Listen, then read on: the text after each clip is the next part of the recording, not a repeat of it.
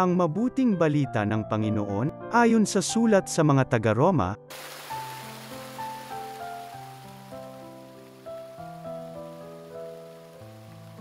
mga kapatid, alang-alang sa masaganang habag ng Diyos sa atin, ako'y namamanhik sa inyo, ialay ninyo ang inyong sarili bilang handog na buhay, banal at kalugod-lugod sa Kanya. Ito ang karapat-dapat na pagsamba ninyo sa Diyos.